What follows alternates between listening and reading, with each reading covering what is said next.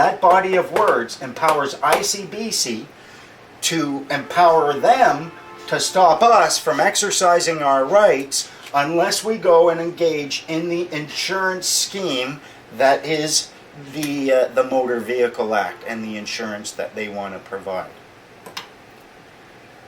Now, somewhere in this great big mess, somewhere between the provincial government, the Motor Vehicle Act, the Insurance Corporation of British Columbia, and the cops with their guns and tasers and big sticks and steel-toe boots, somewhere in there is liability, because in the end, these cops are in fact engaging in mischief and interfering in the lawful exercise of rights merely because we don't have the documents that evidences the contract with the Corporation of British Columbia, which would empower them to act as agents and enforce the Motor Vehicle Act against us. So who's liable? Is it the cops because they should know better? Is it ICBC because they should know better? Is it the provincial government for creating a body of words which is so clearly designed to be deceptive? Where's the liability? Personally, since liability, it's all about collecting money, and it's these people who have the money, I think it's up to the head of ICBC, the president and CEO, John Schubert. I think most of the liability rests upon him because he certainly has a duty to understand the limits of the mandate given to ICBC by the Motor Vehicle Act, and he certainly has the duty to inform his agents, the peace officers who are now hired to act as policy enforcement officers, about the limits of their authority. Now certainly they have a duty, the cops have a duty to understand the limits of this authority, and certainly the provincial government and the people in their words, they have a duty to craft less ambiguous and confusing words. But when you look at the whole thing, what I see is that ICBC is the one with the hot potato, the big duty. They have the big duty to understand the Motor Vehicle Act greater than the cops. They have a duty to limit the cops as they empower them. And when all is said and done, if these cops come and they use their guns, tasers, big sticks, and steel-toe boots in order to enforce a corporate policy upon those who are not in contract, then it's ICBC. It's the people in the top of ICBC who are going to face and taste the liability lash. That's what I see. No contract, no corporate association, no cops can come and enforce a corporate policy upon you, regardless of whether or not they are competent to interpret the Motor Vehicle Act, which they clearly are not. I challenge anyone to show me where in the Motor Vehicle Act the previously existing rights, the things that we could engage in if this act was not there, such as get on the road, privately owned automobile, no permit, no license, no insurance, and travel from point A to point B for non-commercial reasons. That right is still in existence.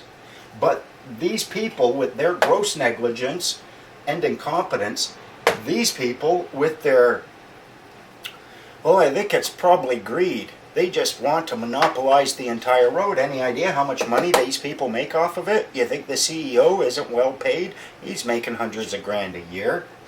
And what about these people with their words? The provincial government, certainly they knew that their words in this Motor Vehicle Act were ambiguous and confusing enough that it would result in a situation where guns, tasers, big sticks, and steel-toe boots would be used against those merely exercising their common law rights. So unless I challenge anyone to show me where in the Motor Vehicle Act the previously existing right just mentioned was clearly, specifically, and unequivocally removed. Show me where it's even mentioned if you want to claim that it was affected. But if you can't even show me that right mentioned in that act, you have no right pointing to that act to justify using guns, tasers, big sticks, and steel-toe boots to stop me from exercising that right. So John, we're going to have a little chat.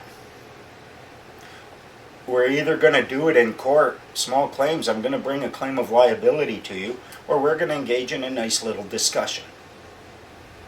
On camera. Likely share it with YouTube.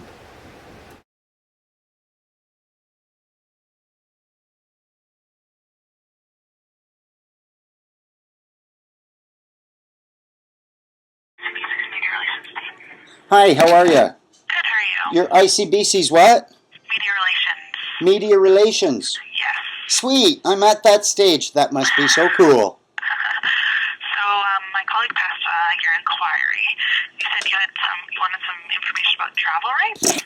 Yes, well, yeah, essentially, whether or not the Motor Vehicle Act mentions previously existing rights, and whether or not we have an obligation to engage in a contract with ICBC in order to exercise those previously existing rights, and what level, of course, of liability ICBC has if police officers who are acting as policy enforcement officers for that corporation enforce the policy in the absence of a contract using guns, tasers, big sticks, or their steel-toe boots upon people who are merely exercising previously existing rights. So that's essentially the focus of my work. Okay. Okay. I'm just trying to get my head around this one. I can help you. Check out thinkfree.ca or the World Freeman Society. Okay. Okay, well, I will look into this, and what's your deadline? Well, if I don't make the issue for Wednesday, then I have to do the next one. So, Okay. but I would like to get it happening as soon as possible because we also incorporate video productions that go out online. If are you on the internet there? I imagine you are. Yep. You want to watch a quick little production of mine? It'll only take a few minutes, and you'll get a sense of what I do. Maybe if you just give me the address, we'll go to it. Okay, it's my YouTube account is Mr. Mighty, MRMITEE. Yep. And the video short is Dealing with Police. Okay. And you might enjoy it over lunch. I used to do stand-up comedy, so I was trying to be kind of funny. Eh? Okay. Do you have an email address? Yes, Freeman Menard. Okay. Can you spell that for me? FREEMAN. Yep. MEN. Yep. ARD. Perfect. At Gmail. Okay. Perfect. I'll get back to you as soon as possible. And what was your name again? Lindsay Olson. Lindsay Olson? Yep. Thank you, Lindsay. Have a great day. You too. Bye. Bye. One of the Olsen twins just phoned me. Maybe not. Well, I received a reply from Lindsay Olsen. Unfortunately, it wasn't by phone call, it was by email. And what did she do? Surprise, surprise. She told me that John Schubert, the head of ICBC, is not qualified to share his opinion or his beliefs or his knowledge of his mandate, and that I should talk to the provincial government. So what you're going to see, I'll talk to the provincial government, and you know what they'll say? They'll say you have to talk to ICBC. I talk to the cops, they'll say take it up with the government. So what you end up having essentially are three people, three parties, playing keep away with our rights. Kind of like kids in grade school used to do to me. Well, I was in high school, they were in grade school, but they'd take my hat and pass it around and wouldn't let me have it. It was very embarrassing. But that's essentially what she's trying to do. So we're going to give her a shout, and we're going to see what she has to say about that. And I'm going to question her as to why she believes that the provincial government is the one qualified to tell me what John Schubert's opinions are. Because if that's where he's getting his opinion, I want his opinion. I want to know whether or not he is accepted his duty to inform his agents as to the limits of their authority, or whether or not he is purposely allowing this deception and this gross negligence to continue, because although he didn't create it, he's certainly benefiting from it now. Now I want to interview this guy on camera and talk to him, but he's just, he's shining me, and he's doing it through sweet Lindsay Olsen. So, you know, it's not like I live very far from the Lonsdale Quay or the head ICBC office. It's not like I can't engage in ambush journalism. So I'm going to call her and see whether or not that would be preferable. Hello?